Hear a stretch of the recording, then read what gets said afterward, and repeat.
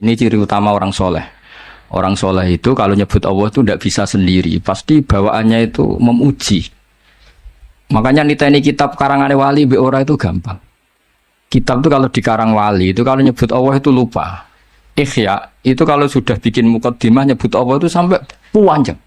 Itu bawaannya wali itu tidak gaya-gayaan. Memang nggak bisa dia Nah, kitab-kitab madaih juga sama. Ketika nyebut Rasulullah itu nyifatinnya panjang sekali. Nah, doanya yang sedikit. Kalau sekarang enggak orang Allahumma sholli ala Muhammad, sholawatnya sedikit, doanya yang panjang. Jadi itu sebenarnya ya agak gimana gitu. Kalau wali-wali itu enggak, kalau sudah muji Allah itu tidak bisa berhenti. Makanya di antara makalahnya Imam Syafi'i masyhur itu, fasihan idza ma kana fi dzikri rabbih wa fi ma siwahu kana finnasi a'jama. Wali itu siapa? Orang fasihan idza kana fi dzikri rabbih. Dia sangat fasih ketika terkait dengan Allah. Fasih itu lantang, jelas, terus mengalir. Misalnya saya nyun sewu, ada orang enggak anaknya kiai kok jadi kiai. Itu saya tidak akan bicara ini keajaiban dunia, tidak. Inna wa ta'ala idza wahaba abdan a'ta wa idza arada ahadan la yastati ahadun ayamna. Mesti mujinya Allah kalau sudah berkehendak tidak ada yang bisa menghalangi. Meskipun ini anaknya orang biasa, kalau Allah menghendaki afadhu alaihi rahmatah, dia bisa jadi kiai. Karena Allah itu wasiat rahmatuh, karena Allah itu amat rahmatuh. Mesti mujinya ke Allah, bukan ke sama. Misalnya ada presiden, kalau ada anaknya presiden, Allah kalau menghendaki wa tu'izzu man tasya wa tuzillu man. Jadi yang dipuji itu Allahnya, bukan aktor manusianya. Jadi misalnya ada anaknya orang miskin kok jadi orang kaya raya. Allah enggak terbatas rahmatnya sehingga orang miskin bisa saja kaya raya karena Allah itu wasiat rahmatuh, amat rahmatuh. Tapi kalau kamu enggak jadi wali, pancen iku pekerja keras, nasibe bejo, nyebut Allah ora gelem, dasar gak wali gitu. Tapi kalau wali itu enggak nyebut Allah itu enggak lega. Ya sudah gitu. Jadi kalau saya wali ya misalnya nyebut kusulil gitu. Allah kalau sudah menghendaki, enggak latihannya langsung kayak besar. Karena rahmat Allah enggak atas. Gak usah latihan kiai santri 10, boyong kabeh karek loro. Engko balik neh 20, balik neh 100 kesuwen. Senombang lewat langsung 1000 dan seterusnya. Nah itu kalau saya wali misalnya, ini mujinya itu kabeh itu tidak. Ini ada enggak terima. Ayo milih jadi wali apa milih enggak? Jadi kalau orang jadi wali jalur apa? Oh jalur istri deh. Jadi kalau wali itu muji Allah itu tidak bisa berhenti. Saya tuh tambah umur tuh ngerti. Ikhya itu kalau sudah muji Allah itu mengalir lama sekali. Nah, itu bawaan wali itu. Fasihan idza ma kana fi dzikri rabbih wa fi ma siwahu kana finnasi a'jama. Tidak nyebut Allah itu tidak bisa. Makanya kata hikam al-aqil may yaqul madza yaf'alu wa bi wal ghafil yaqul madza af'al. Jadi kalau orang benar-benar bijak, benar-benar punya akal sebagai muwahhid, sebagai mukmin, di hatinya madza yaf'alu wa bi. Besok Allah dengan saya hubungannya gimana ya? Karena kita tahu mata harratu ila wa harrokan ya Allah, mata alam tu wa ma alam tu ila waqat alaman ya Allah, semua diiznaskan la haula wala quwata illa billah. Makanya tadi Mbak Hasyim ketika nutup surat saja katab tuh bibanannya masih mukhauqilan musabbihan, pokoknya keren. Nulis itu sambil baca tasbih. Kalau kamu nyurati murid kan supaya gak lupa kiainya ya gitu. Apalagi kalau sudah mapan. Niatnya itu agak-agak gimana ya. Itu tidak saya yang salah maksudnya. Kalau Mbak Hasyim enggak nulis itu masih hamidan musolliyan muhauqilan. Jadi itu kelihatan sekali kalau Mbak Hasyim itu waliyun min awliyaillahi ta'ala. Wa ana as'alullahal karim ar-raufar rahim ayyamunna 'aliyya wa 'alaihi. Jadi bima man nabihi 'aliyya ibadahu sholihin. Jadi bawaannya itu isnadul umur ila Allah. Jadi saya berharap Allah yang Ar-Raufur Rahim, Al-Barur Rahim, ngasih dia sebagaimana yang Allah kasihkan kepada hamba-hamba yang soleh. Jadi kabeh isnadul umur ilallah. Qul kullum min indillah. Jadi muji Allah terus. Ndak kok terus ini murid saya supaya nyai terus punya santri banyak, sowanannya banyak. Wah itu dunya tok ruwet deh. Jadi ayyamunna 'aliyya wa 'alaihi.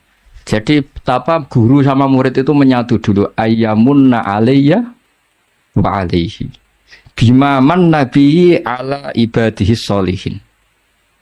Sama seperti ahli surga, ketika nanti masuk surga orang kok terus ingat amalnya, ingat prestasinya di dunia itu ndak. Faman nawwahu alaina wa waqana adzabas samum. Inna kunna min qablu nad'u innahu huwal barrur rahim. Jadi bawaannya orang soleh itu ketika kita nanti masuk surga.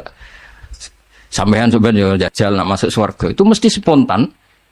Saya bisa begini karena faman nawwahu alaina. Allah memberi nikmat ke kita. Sehingga Allah juga yang wawakona.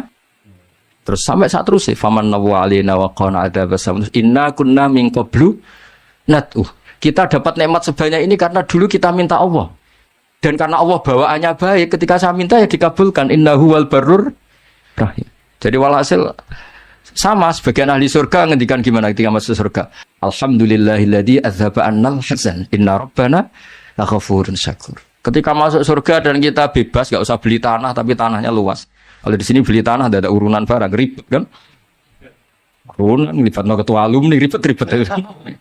Ngono wae ora barbar. Nanti kalau di surga ada gitu.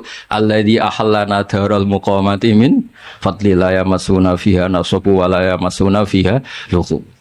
Jadi kalau di surga ya tabawa minal jannati haitsu yasha, atau kalau mutakalim ya natabawa minal jannati haitsu nasa. Itu enggak bayar itu. Kalau kita punya tanah luas itu harus ada nasab. Alladzi ahallana daral muqamati min fadli la yamassuna fiha nasabu wa la yamassuna fiha lughub. Kalau di dunia ingin punya tanah luas repot enggak? Repot kan? Pilihannya urunan atau beli kerja keras atau jalan pintas sifat mertua tapi wedi istri. Semuanya itu nasab. Meskipun langsung punya tanah luas, kalau milik mertua takutnya sama siapa? Istri. Sama nasab lah. Semuanya asal di dunia itu lewat apa? Nasab. Tapi kalau di surga, alladzi ahallana daral muqamati min fadli la yamassuna fiha nasabu wa la yamassuna fiha lughub. Dan sebagian ahli surga da'wahum fiha subhanakallahumma wa tahiyyatuhum fiha salam wa akhiru da'wahum alhamdulillah. Jadi bawaannya orang baik itu enggak bisa enggak nyebut Allah. Intinya gitu. Tapi kalau kamu udah orang baik bar mangan gelegean, enak saat ini. Cocok. Dasar gak wali. Tapi kalau wali mesti bawaannya alhamdulillahilladzi atamana wa saqana wa ja'alana minal muslimin. Tapi nek ra wali bar ngelem saat ini kurang rokoke. Ribet. Jadi wong bakat wali mbek ora ketara, kok raine wis ketara.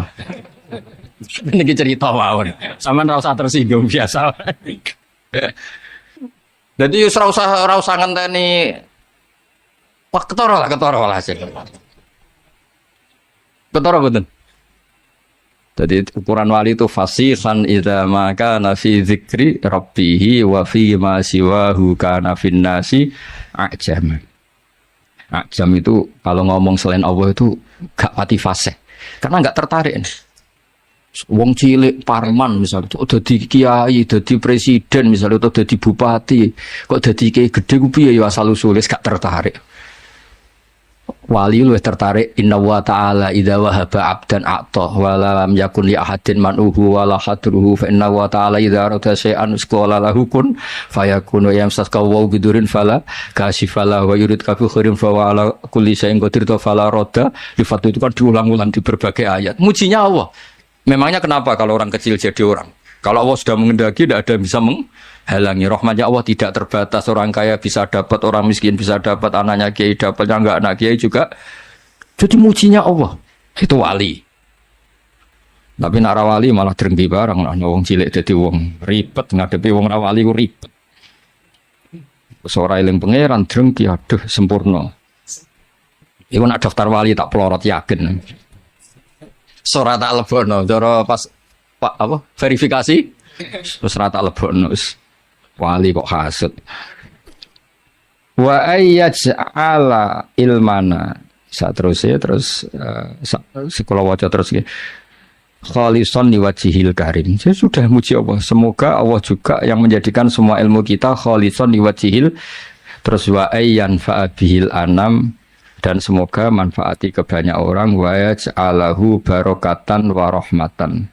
Jadi semua doa guru-guru kita yang namanya ilmu itu ya bawaannya bawa rahmat. Jangan tambah alim tambah bawa bencana. Bahwa ilmu ini barokah warahmah. Kayak Nabi Isa ngendikan apa wa ja'alani mubarakan aina ma kuntu. Jadi bawaannya orang alim kemana-mana itu ya bawa berkah. Jadi enggak bawa masalah. Wa ayyuhsinali walahu ya kal mabda'i al khitam. Jadi bijahi sayyidina maulana Muhammadin alaihi afdhalus sholati wassalam.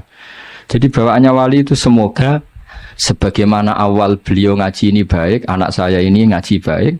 Kalau mabda'nya bagus, saya berharap Allah juga bikin khitamnya bagus. Masyhur itu kalau dalam pepatah itu al bidayah lahian nihayah. Terus karena beliau sangat mencintai Rasulullah SAW, ditutup bijahi sayyidina wa maulana Muhammadin alaihi afdhalus sholati wassalam. Jadi ini cerita-cerita betapa hubungan pondok sini sama Mbah Hashim. Karena Mbah Hashim yang ngaji Mbah Soleh Darat dulu. Mbah Soleh Darat pernah ngaji di sini juga, di antaranya ya tentu banyak gurunya, di antaranya pernah ke sini. Di sini juga dulu udah pernah ngaji di Mekah. Supaya walhasil semua itu zuriyatan ba'dua, baik zuriyah gen maupun zuriyah sebab. Tetes para habaib, para hasaniyin maupun hasainiyin ini zuriyah nasab. Yang para santri, para umatnya Nabi ini namanya sebab. Makanya Nabi kalau ngendikan diulang 2 kali, kullu nasabin wasababin mungkotiun yaumal qiyamah illa nasabi wasababi. Jadi ada orang yang hubungannya dengan Nabi itu gen, kayak para habaib, para alun Nabi. Ada yang hubungannya itu sabab. Kalau sabab ini butuh prestasi. Kayak Salman Al-Farisi bisa diakui Nabi sebagai keluarga karena prestasinya punya ide khondak. Setelah punya ide itu Nabi ngendikan Salman minna ahlal bait. Jadi ya sudah seperti itu. Jadi kita harus syukur sama Allah karena kita sebagai umat Rasulullah SAW semuanya punya jalur ke Nabi. Makanya Mbah Mun itu sering cerita Nabi itu berkah bagi semua. Yang cucunya karuan ada gennya. Kata Habib Bidin, Habib Ja'far itu ada gennya. Habib Muh semuanya ada gennya. Yang enggak cucunya keberkahan sisi Nabi. Misalnya Nyun Sewu ada orang biasa, awam, badawiyah, orang desa. Itu kulluhum yatasyarrafuna bin Nabi. Semuanya merasa terhormat dengan Kanjeng Nabi karena Nabi pernah disusui wong imro'atun badawiyah, yaitu namanya Halimah As-Sa'diyah. Orang Mesir ya bangga semua dengan Nabi karena istrinya Ibrahim yang akhirnya melahirkan Nabi Hajar itu orang apa? Mesir. Nanti orang-orang Palestina, orang Syam juga bangga karena Nabi Ibrahim itu orang sana, orang Syam, orang Palestina. Berarti Nabi juga Aryaniul asli, berbangsa apa? Arya. Makanya kiai-kiai ada namanya Arya itu bukan Arya. Jadi sampai nak Arya Penangsang jenenge kok Jawa. Ngawur ya. Arya Penangsang muridnya Ja'far Shadiq, muridnya Habib Ja'far Shadiq, muridnya Sayyid siapa? Ja'far Shadiq. Itu nama Arya itu marganya Nabi Ibrahim. Berhubung dolar roh nyongkone Arya wis pokoke anggane ngono. Jadi Nabi itu Aryaniul asli karena darahnya Nabi Ibrahim itu Aryani. Tapi orang cilik-cilik sing dadi wong cilik, iku ora usah cilik ati. Maka Nabi punya sisi ditakdir memang Allah menghendaki begitu, menyusui sama imro'atun badawiyah namanya Halimatus Sa'diyah. Jadi lah ini yang dimaksud rahmatan lil alamin. Jadi sisinya Nabi ini sudah membawa berkah pada semua. Ketika Nabi bikin ajaran juga gitu. Yang kaya ya senang dengan ajarannya, yang miskin yang kaya ditarhib barokah sedekah. Wes wenang sing sugih anakne barokah sedekah. Sing melarat gak kalah keren, nyelip swarga kacek 500 tahun. Tapi alhamdulillah sing melarat gak gelem dikomongi ngono, gelem. Kepengin melok sing sugih. Padahal swargane sampean mbek Gus Ulili cepet sampean 500 tahun. Gus Ulili dihisab kok alpate seribet. Itu apa ngutawe mertua. Iku seribet. Tapi nak sampean kan gak ono hisabe. Ondal wis gak mentolo malaikat. Ngangkang wis ontel gasap ya riyen ngangkang mriki ono. Wis onel ijek apa? Gasap. Jadi ketika malaikat ngisap, iki ondale sapa? Gasap. Yang dihisap itu pemiliknya apa yang gasap? pemiliknya. Jadi enggak sampai tok. Tapi nak sing duwe mobil-mobil wah ribet. Tapi engko ditarhib saiki sing numpak Alphard makili izzatul Islam. Lah kowe wong melarat piye? Ribet sampean sing melarat aduh ribet. Menangi ae. Menang saya katanya Gus Solil. Jadi misalnya kok prosedur hisab, tema izzatul Islam, sing melarat saake kan. Sing Islam jabat sugih kok ngarep. Saya Gusti mewakili izzatul Islam. Saya sudah jabat naiknya Alphard umat saya banyak. Tapi kalau tema sabar dan ngempet, wong melarat langsung maju. Gusti kula mergawe bolak-balik bangkrut terus. Bojo ngamukan, tangga ora percaya. Masuk sebenarnya. Tema ora jelas, masuk senengah-tengah. Darani sugih kreditan, darani sugih numpak mobil mewah. Ini tengah-tengah. Jalur khusus ya nanti. Lawala nih. Ya jadi ini cerita betapa orang-orang baik niku ora iso ora ngelem pangeran nggih. Terus mulane dawuh Mak Hikam domir iku ya domir. Wong nak wali tenan iku bawaane muni Allah. Meskipun wis berupa domir. Di misalnya kula ngrasa alim misale, kabeh iku minau, wah, ngrasa mulang ya minallah, ngrasa di santri minallah. Iku disebut fa usribat makna domiris syani. Dadi kabeh ku huwa alladzi huwa yut'imuni wa yaskin wa idza maritu fa huwa yashfin. Terus pakai domir fa alamanahu la ilaha illallah. Makanya ada thariqah jenis satoriyah. Iku nak muni ka Allah tapi hu. Sangka huwa dadi domir saan dadi napa? Wah, akhirnya sing ra paham. Motore apa iku? Ha. Dadi ku asline iku fa usribat makna domirisani. Jadi saking para ke pangeran Islam muni Allah tapi muni hu. Mergo semua tentang Allah niku teng Quran kata-katae digenti domir. Qul huwallahu ahad. Jadi Allah itu zat yang lahul asmaul husna. Berhubung Allah itu lahul asmaul husna tidak bisa dijelaskan dengan kata-kata. Pokoknya dia adalah dia, hu adalah hu. Nah, makanya qul huwallahu ahad. Fa'lam annahu la ilaha illallah. Asyhadu juga sama ada domir asyhadu Allah ilaha. Itu anna kan dari annahu kan?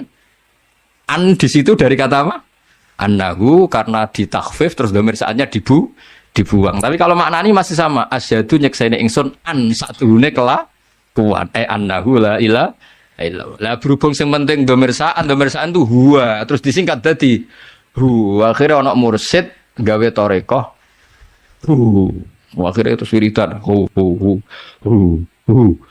Lah sing krungu apa iku thariqah sesat hu. Jare sing diarani sesat gak demo pisan kowe luwih sesat. Ya iku basaria wali kok mangkel barang ora usah biasa wae. Jadi nak daftar wali kudu siap wal kadhiminal ghaidha wal afina anin nas. Iku formulirnya kudu diisi. Nak ngelamar kerja kan tamatan SMA, tamatan S1. Nak ngelamar wali terbebas dari COVID-19 misalnya. Kalau ngelamar wali enggak terbebas dari rasa hasud dan dengki. Terbebas dari utang. Utangnya ribet. Terbebas dari dosa besar. Kecuali ini jumlahnya akeh. Dosa besar yang berakumulasi menjadi besar, dosa kecil yang berakumulasi menjadi. Nanti kalau daftar wali formulirnya tadi terbebas dari hasud dan dengki. Wal kadhiminal ghaidha wal afina 'anil nas. Terus niki kalau cerita sanad-sanadipun Kiai Fauzan termasuk pendiri pondok niki. Jadi wau ya terus pun kalau terusakan satu hadis lagi habis ini mungkin mahalul qiyam. Haddatsani Bishr bin Hakam, haddatsana Abdul Aziz bin Muhammad, haddatsana Yazid wa huwa ibnul Hadan Muhammad bin Ibrahim Abi Salaman Abi Hurairah annahu sami'a Rasulullah sallallahu alaihi wasallam yaqul ma adzina wa li shay'in ma adzina li nabiyyin hasanis sauti yataghanna bil Qur'an. Itu oleh nafsiri yajharu bi. Jadi kesunatannya orang baca Quran itu jahar. Tapi jahar itu tidak harus memekakkan orang lain. Penting itu jahar. Bihaitsu yusmi'u nafsa. Kalau dalam fikih sekiranya diri kamu sendiri dengar. Karena kalau kamu baca diri kamu tidak dengar, malaikat yang biji juga ribet kan. Ibu mau copo toh. Betul, kan gak jelas sih opo sih diwaca.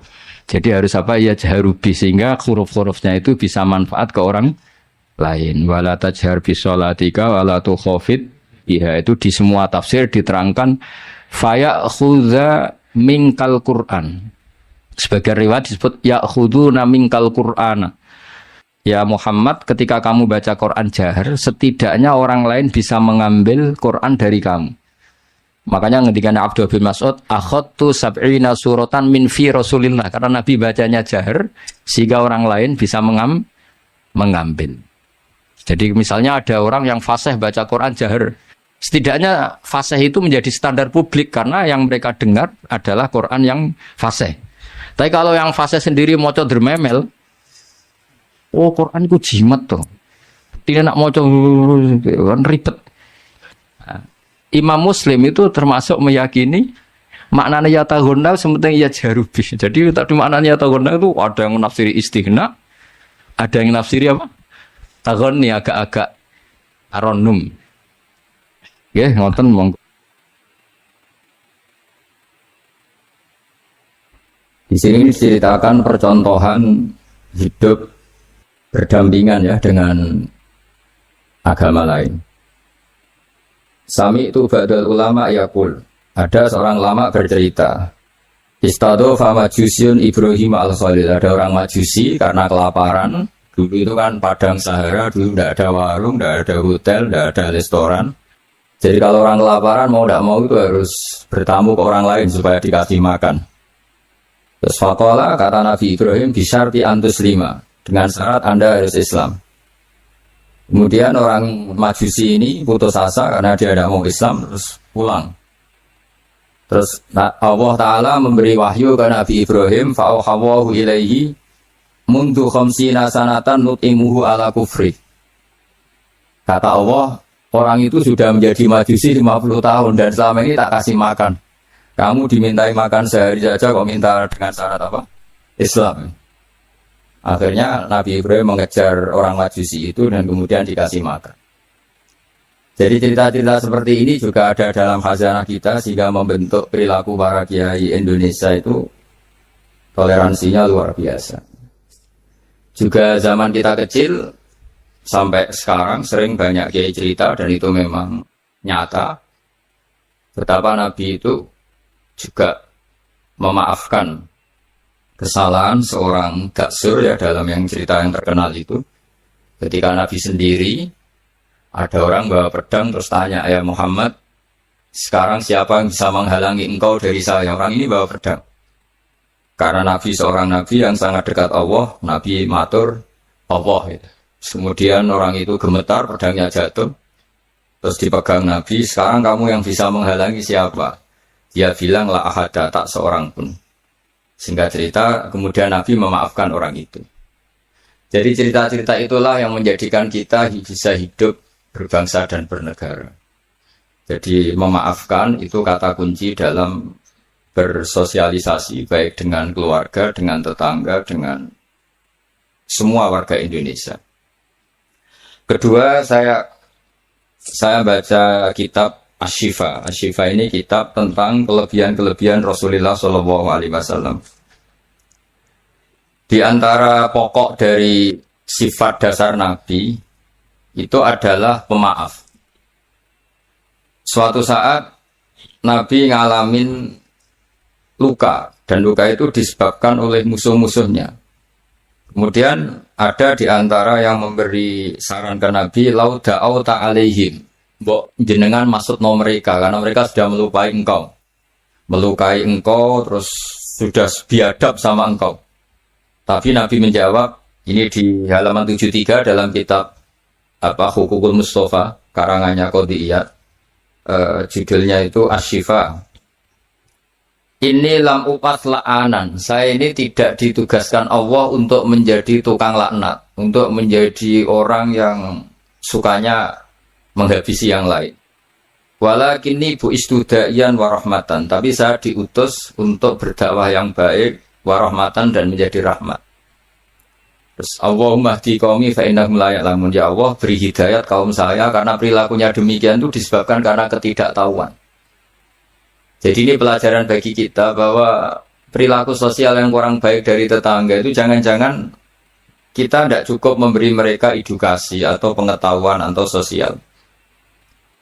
Jadi saya tidak akan banyak matur di sini karena memang waktu saya juga tidak banyak. Tapi saya mau matur dulu itu saya cerita ke ibu-ibu ini yang dulu itu ulama itu hubungannya hanya dengan Allah, tidak pakai ilmu sosial.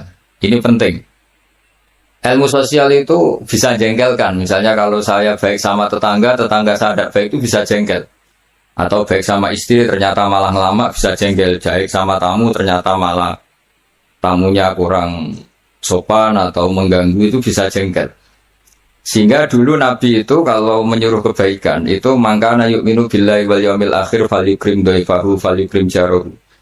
Jadi kebaikan kepada orang lain itu atas namakan Allah. Sehingga kalau kita jengkel itu mudah memaafkan. Saya punya banyak cerita di Ihya juga di beberapa kitab. Itu ada seorang ulama dipanggil tetangganya. Pak Yai silahkan datang ke rumah saya. Si Kiai tadi datang. Setelah datang ke rumah pemuda itu, pemuda tadi dengan biadabnya bilang, Pak Yai saya tidak butuh kamu, silahkan pulang. Pulang. Dan Kiainya tersenyum. Setelah itu setelah sampai rumah dipanggil lagi. Pak Yai datang lagi ke rumah saya. Kiainya datang sampai 3 kali. Dan Kiainya sama sekali tidak menunjukkan wajah kecewa. Senangnya bukan main. Terus pemuda tadi tanya, kenapa engkau tidak benci? Kenapa engkau tidak tersinggung? Kiainya tertawa-tawa.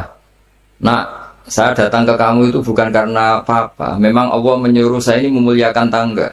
Sehingga ketika tetangga memanggil ya saya datang. Itu perintahnya Allah. Jadi saya tidak ada urusannya dengan kamu. Nah itu pentingnya pertaruhan apa-apa itu atas nama Allah itu tidak mudah kecewa. Tapi kalau atas nama manusia itu kalau dia jengkelin kita akan balas jengkelin. Tapi kalau atas nama Allah itu legowo. Ini yang dibutuhkan dalam berbangsa dan bernegara. Misalnya hubungan kita dengan negara, kalau memberi itu ibadah dan keren, heroik. Tapi kalau mendapat itu kalau kita tidak berhak itu ada hisabnya. Misalnya kita digaji karena pekerjaan tertentu, tapi bawaannya di kantor baca koran, guyon, terus main WA terus misalnya. Itu antara gaji dan pekerjaan itu malah masalah. Tapi kalau kita memberi, itu pasti dapat pahala. Bayangkan kalau negara ini hubungan masyarakat dengan negara itu memberi, kayak kita zaman belum merdeka. Tentara-tentara itu dibantu orang-orang kampung, dulu itu hanya dengan ketela, dengan makanan-makanan kampung, tapi hubungannya itu memberi. Barokahnya itu bisa merdeka. Tapi kalau hubungannya mendapat itu orang itu nggak akan puas. Begitu juga kiai dengan masyarakat, masyarakat dengan kiai itu kalau hubungannya memberi itu insya Allah akan semuanya baik-baik saja. Tapi kalau hubungannya ingin mendapat ini masalah. Jadi sebetulnya menata bangsa ini juga menata peradaban manapun itu dimulai dari mental memberi. Yunfikun itu memberi. Memaafkan juga sama. Kalau kita nurutin jengkel itu gampang jengkel, tapi mulailah dari mental memberi maaf.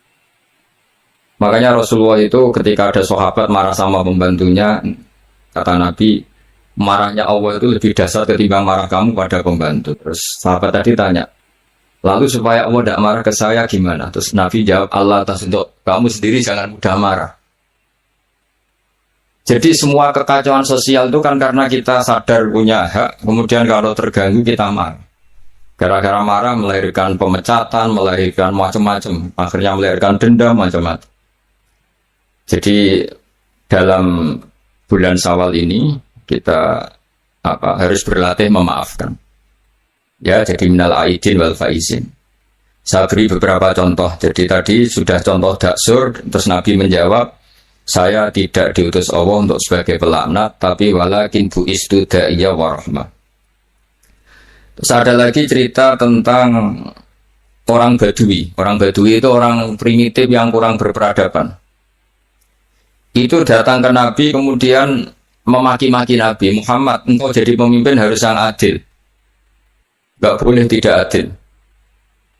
Terus Nabi itu dengan senyum bilang, "Fama ya'dilu idza lam adil." Lalu yang adil siapa kalau saya sendiri tidak adil? Padahal Nabi ketika dilihat tidak adil itu punya ilmu yang luar biasa. Tak beri gambaran begini. Mungkin orang Indonesia tidak siap, tapi harus siap, dilatih supaya siap. Apalagi ibu-ibu kayaknya agak siap. Nabi itu kalau ada orang sering memberi, itu malah setelah Nabi kuat, zaman dulu kuat itu artinya memenangkan apa ya, istilahnya pergulatan antara hak dan batil. Hanya Nabi setelah mengalami Fatu Mekah itu ya mapan. Itu yang biasa berderma, biasa ngasih itu nggak dikasih. Tapi yang orang-orang barusan masuk Islam, barusan jadi orang baik itu dikasih banyak. Nah, tentu ini dipandang banyak orang itu tidak fair. Tidak fair itu, oh yang dulu berjuang mati-matian nggak dikasih, yang tidak berjuang kok apa? Dikasih. Itu dianggap nggak adil oleh pikiran ini. Tapi cara berpikir nubuah tidak seperti itu. Cara berpikir nubuah itu orang yang biasa ngasih negara, misalnya berjuang kemerdekaan atau berjuang membebaskan Indonesia dari penjajah, itu mentalnya memberi ke negara. Ya itu sama Nabi malah, ya sudah mental memberi itu mental terbaik, nggak boleh diturunkan jadi mental mendapat. Itu cara berpikir Nabi. Kan nggak lucu kan, orang dulu biasa memberi, lalu pas tua, pas mau mati mentalnya ingin mendapat. Kalau enggak gerembeng, ini dari mantan heroik jadi mantan heroik, terus sekarang mentalnya jadi sa'il, meminta-minta, itu kan tidak keren, turun derajat. Tapi kalau orang kan nggak terima, dulu zaman miskin sama saya, setelah kaya kok lupa saya. Sebetulnya ketika miskin kamu bantu teman, ketika kaya biasa aja dia nggak bantu kamu, biar kamu ketemu Allah itu keren. Statusnya hanya membantu, bukan dibantu. Tapi ini insya Allah kayaknya banyak yang nggak siap. Jadi kalau kamu punya teman miskin, kok teman kamu jadi pejabat atau jadi orang kaya, biarin aja. Biar kamu tetap keren, itu dulu tak bantu. Sampai sekarang pun tetap tak bantu. Sekarang dia kaya, tidak minta bantuan saya, tapi saya tetap keren. Status membantu masih melekat. Tapi setelah kamu batalkan sendiri status Anda, karena kamu minta-minta, kalau tidak geremeng, maka dari status membantu menjadi peminta. Itu nubuah ya. Jadi nubuah itu pikiran yang super. Sehingga dan itu harus ditanamkan di hubungan kita dengan negara, dengan orang tua, dengan tetangga. Kalau bisa mental kita itu al-yadul ulya khairum al-yadis sufla. Mentalnya memberi. Karena mentalnya memberi itu nggak gampang kecewa. Tapi kalau mentalnya tamak, didatangi bupati kok nggak ninggalin papa, didatangi gubernur pikirannya gitu, didatangi teman kaya begitu, ditandangin apa saja itu kecewa gara-gara punya keinginan yang macam-macam. Tapi kalau mental kita memberi, tersiksa kita kalau tidak bisa memberi ke negara, memberi apa saja. Memberi ke negara ikut jaga stabilitas nasional, memberi ke tetangga paling tidak kalau tidak bisa bantu ya tidak ganggu. Ya sudah seperti itu. Jadi memaafkan itu juga dimulai dari ilmu. Misalnya kita memaafkan teman padahal kita jengkel sekali. Dan memaafkan itu ada pahalanya di sisi Allah, susahnya apa? Kadang kita berpikir wah kalau tak maafin dia nanti mau luhur, nanti sombong. Hubungan hidup kita ini dengan Allah, bukan dengan makhluk. Sama lagi hubungan hidup kita ini dengan Allah, bukan dengan makhluk. Ya kayak tadi. Nah, saya datang ke kamu karena perintah Allah, tidak ada hubungannya dengan kamu. Kok kamu jengkelin kayak apa, saya tetap akan datang. Nah, sama kita baik sama anak juga perintah Allah, baik sama istri perintah Allah, baik sama tetangga perintah Allah. Sehingga nggak perlu dia dinegosiasi atau dipakai berbanding lurus dengan perilaku manusia. Kalau pakai itu Anda gampang kecewa. Kalau istri sedang ngambek, kamu ikut ngambek. Kalau tetangga sedang tidak baik, kita ikut tidak baik. Bisa kacau bangsa ini. Makanya di antaranya sifat dasar orang baik itu orang yang yadra'una bil hasanati sayyi'ah, orang yang selalu menanggapi keburukan itu dengan kebaikan. Ini cerita-cerita tentang kebaikan orang-orang dulu. Ketika akhirnya Rasulullah SAW memenangkan kota Mekah dan kota Mekah dikuasai, itu orang-orang yang dulu merangi Nabi, ingin bunuh Nabi, semuanya tuh takutnya minta ampun karena takut dibalas. Tapi kemudian Nabi ngendikan ini halaman 75, ma taquluna inni fa'ilun bikum. Apa pendapat Anda kira-kira apa yang saya lakukan terhadap kalian? Karena kalian ini musuhi kita, ingin bunuh kita, dan dulu sangat biadab sekali. Ini pertanyaan Nabi ke orang-orang Quraisy, orang-orang Mekah. Itu jawabannya orang-orang Quraisy, orang Mekah itu qalu khairan akhun karim wa ibnu akhin karim. Engkau tidak pernah saya saksikan lihat sebagai orang yang bengis, orang yang keras, sehingga kita santai-santai saja ketika engkau menang. Karena engkau ini adalah akhun karim, wabnu akhun karim. Engkau saudara yang terhormat dan keluarga yang terhormat. Terus Nabi menjawab mereka, aku rukama qala akhi Yusuf la tasrifa alaikumul yaum. Idhabu fa antumut tulaqa. Saya akan mengatakan ke kamu sebagaimana Nabi Yusuf kepada saudara-saudaranya. Kita tahu kan saudara-saudara Nabi Yusuf ingin membunuh Nabi Yusuf, dicemplungkan ke sumur. Apa saja yang sifatnya biadab pernah dilakukan semua sama saudaranya Nabi Yusuf. Tapi ketika beliau jadi raja di Mesir, semuanya dimaafkan. Bahkan dikasih fasilitas luar biasa. Padahal mereka saudara yang sangat biadab. Dan itu pun yang dilakukan Nabi, niru Nabi Yusuf, atau istilahnya ya sama perilaku Nabi, la tasriba alaikumul yaum. Saya menghadapi kalian kayak Nabi Yusuf menghadapi saudara-saudaranya, yaitu memaafkan. Terus idhabu fa antumut tulaqa. Ya sudah, kamu pergi saja, kamu akan terbebas dari tuntutan saya. Jadi ini cerita-cerita tentang betapa baiknya Rasulullah SAW. Dan kebaikan itu pula yang harus kita tiru, yaitu dimulai dari memaafkan. Wal afina anin nas. Nah sekarang masalahnya itu orang itu susah memaafkan. Itu sebabnya sederhana. Karena hubungan ibadah kamu itu masih dengan makhluk. Kalau makhluk itu kali janggalin betul. Nah itu Anda berarti didikte oleh makhluk, didikte oleh manusia. Caranya gimana? Kita harus dilatih hanya didikte oleh Allah Subhanahu wa ta'ala, di mana Allah itu mendikte kita, mengarahkan kita, memandu kita supaya mudah memaafkan. Makanya hubungan dengan istri, dengan itu ya Allah bayangkannya gitu. Wa ashiruhunna bil ma'ruf. Kamu harus berkawan secara baik. Terusannya ayat fa'in karihtumuhunna. Jika suatu saat kamu benci sama istri kamu karena perilaku tertentu, fa'asa an takrahu syai'a wa yaj'alallahu fi khairan katsira. Jadi bisa saja di watak yang kamu benci itu ada kebaikan yang banyak. Saya berkali-kali menyontohkan, misalnya punya istri sering marah itu bagus. Kalau istri kamu ramah, setiap lelaki disenyumin, yang pusing juga kamu. Jadi kalau marah itu kan gak ada yang berani goda, itu saja begitu, alhamdulillah. Meskipun ya kalau marah terus mungkin suaminya jantungnya terus mati, tapi kan ya maksudnya lihat sisi positifnya. Dulu ulama itu begitu. Ada orang berteman sama-sama miskin, terus berteman lagi sama-sama kaya. Setelah sama-sama kaya, yang satu itu jatuh miskin sekali. Terus setelah miskin, teman-temannya nggak main ke rumahnya. Terus dia diprovokasi oleh orang sekelilingnya. Itu teman kamu yang kaya-kaya biadab sekali. Setelah kamu miskin, nggak ada yang jenguk kamu. Padahal yang miskin ini sudah jadi buruh boto atau buruh manol di pasar, buruh amal. Ya. Terus dia mulai menggerundel. Wah, teman-teman saya ngawur sekali. Setelah saya miskin, nggak ada yang kesini. Datanglah seorang habib, orang alim, memberi nasihat. Bagus nggak kesini, katanya. Terus kaget kan dia, kenapa? Coba kalau kamu jadi tukang manol gini, mantan bos, teman-teman kamu datang kan jadi tontonan, mendingan lupa. Oh iya ya, dia kan misalnya kamu miskin, terus teman-teman kamu tetap datang, pas buruh di orang, pas jadi kernet atau jadi pembantu, betapa malunya.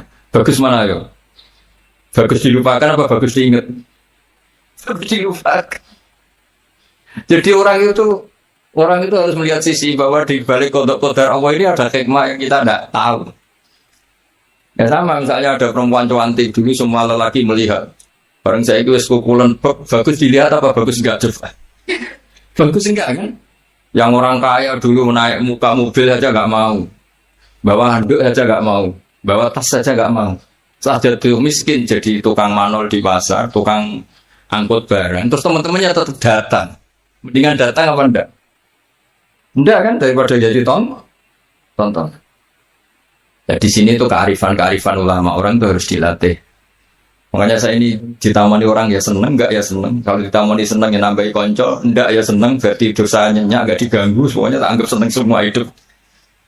Jadi apa ya, pokoknya semua yang dari awal itu asik, indah sudah. Saya kenal orang ya seneng, enggak kenal ya seneng, sudah. Karena Allah sendiri yang tahu hikmahnya. Makanya saya berkali-kali bilang, Imam Syafi'i itu orang, saya berkali-kali bilang, Imam Syafi'i itu bilang punya teman banyak ya enak katanya, karena dengan punya teman ya teman sosial lah enak. Nggak punya teman ya enak. Itu saya berkali-kali cerita. Ya Imam Syafi'i banyak orang tuh nggak seneng jenengan. Alhamdulillah beneran deh. Kenapa? Orang arah utang ya. Jadi kalau kamu nggak disenangi orang satu kampung tuh artinya mereka tidak akan utang kamu, pinjam mobil kamu. Tapi nak seneng, ribet kan? Jadi seneng ya ada hikmahnya, nggak seneng juga ada. Ada lagi yang lapor, Imam Syafi'i, orang yang tadi cium tangan Anda, yang hormat Anda, di belakang tuh merasani kamu. Jadi Imam Syafi'i, alhamdulillah, berarti saya wibawa. Buktinya depan saya nggak berani. Jadi dianggap enteng saja. Jadi orang dulu itu segampang itu melihat fakta. Yaitu ilmu ini yang menjadikan orang itu tidak uring-uringan Jawa. Karena ilmunya luas, nggak gampang emosi. Jadi ya seperti ini, saya ini kan jam tidur saya, kalau saya terganggu ibu-ibu. Tapi anggap saja ini rumah-rumah Kanjeng. Setelah saya pulang, tidak saya ganduli. Nanti suaminya tersinggung, masa ibu itu. Ya sudah, kalau mau pulang saja, biar suaminya agak cemburu. Malah ribet kan. Jadi dianggap enteng saja hidup oleh ulama-ulama dulu, karena ilmunya cukup. Makanya Imam Abu Hanifah, paling dikenang dalam makalah paling terkenal itu, Allahumma, kata Imam Abu Hanifah ketika munajat sama Allah, ya Allah, mandoko bina sodru falsu duruna ittasaati. Orang yang melihat saya itu nggak mampu sehingga dia mangkal, sehingga dia nggak bisa menerima sikap saya, tapi hati saya bisa memaklumi mereka. Misalnya kita kaya, top, banyak yang hasut, ya kita harus maklumi. Di mana-mana orang dihasut itu ya keren. Kalau kamu miskin yang mau ngasut itu siapa? Kalau kamu cantik dihasuti orang harus bangga. Kalau kamu jelek kumpulan yang mau ngasuti itu siapa? Harus dimaklumi. Harus dimaklumi. Ya biasa aja. Ya kan? Misalnya suami jenengan kok sering melihat orang jadi harus dimaklumi. Memang suaminya normal. Karena suami sampai untuk seneng wong wireng, pukulan, keriting, welek. Itu juga langsung kan mestinya. Ya, tapi sampai nggak siap kan dengan ilmu seperti itu. Jadi ya sudah biasa. Jadi memaafkan itu saya dimulai dari ilmu. Ilmu bahwa hidup kita ini hubungannya hanya dengan Allah Subhanahu wa Ta'ala. Dan Allah pula yang menyuruh kita mudah memaafkan. Tapi kalau Anda memaafkan berdasar hitung-hitungan sosial itu pasti sering tidak maafkan karena mangkal. Mangkal itu ya mangkal jongkol kan, kita pernah dihujat, pernah dibully, pernah disakitin. Jadi kalau kamu ingat itu Allah Ta'ala menyuruh kita kebaikan dan Allah akan berjanji akan membalas orang-orang yang pemaaf, insya Allah kamu akan menjadi ringan. Terus yang terakhir, dawuh Imam Ahmad bin Hanbal, beliau pernah dipenjara, beliau pernah dicambuk karena kebenaran, demi kebenaran. Tapi orang-orang ini semuanya dimaafkan. Ketika ditanya, kenapa engkau maafkan ya Ahmad? Nanti di akhirat itu ada pengumuman. Siapa yang pernah memaafkan temannya muslim, temannya atau tetangganya, silahkan berdiri di atas mimbar ini. Kata Imam Ahmad di riwayat itu, fala yaqumu illal afun. Kemudian yang bisa berdiri hanya orang yang pernah punya reputasi memaafkan. Maka maafkan ini pahalanya besar sekali. Jadi Syawal ini dimulai dari mudah memaafkan. Itu wal kaziminal ghaidha wal afina anin. Matur nuwun semuanya, dan saya tidak bisa matur banyak karena saya juga sibuk karena yang ngajar sama belajar saya itu. Supaya yang ganggu juga desanya tidak banyak-banyak. Jadi ya sama-sama enak gitu loh. Kalau suami jenengan nunggu juga nunggunya agak lama-lama. Jadi entah masih ditunggu entah enggak ya tahu saya kan, tahu kan khusnudzon lah, masih banyak yang nunggu itu, masih keluarga maksudnya banyak. Jadi saya mohon latihlah hidup secara ikhlas. Ikhlas itu apa-apa demi Allah Subhanahu wa Ta'ala. Makanya itu bedanya Islam dengan yang lain. Maksudnya orang-orang ateis atau orang-orang yang tidak beragama itu hukum sosial kan segala-galanya. Bedanya yang beragama sama yang tidak beragama. Tapi kalau orang beragama itu pikirannya Allah. Jadi tentang berbaik sama tetangga saja karena mangkana yu'minu billah wal yaumil akhir. Sehingga buat tetangga itu tidak balas baik, kita inginnya juga tetap baik karena berdasar perintahnya Allah. Mbok anak sampean boeling tetap ingin baik karena itu perintah Allah. Tapi kalau sampean berdasar manusia, lapo tak sangoni nakal, lapo tak apiki wong apik mbek aku. Nanti kacau, bangsa ini bisa kacau karena semuanya didikte sama makhluk. Makanya Islam itu mengajarkan apa? Kebaikan sosial pun karena berdasar perintahnya Allah Subhanahu wa Ta'ala. Ya, saya kira demikian. Wassalamualaikum warahmatullahi wabarakatuh.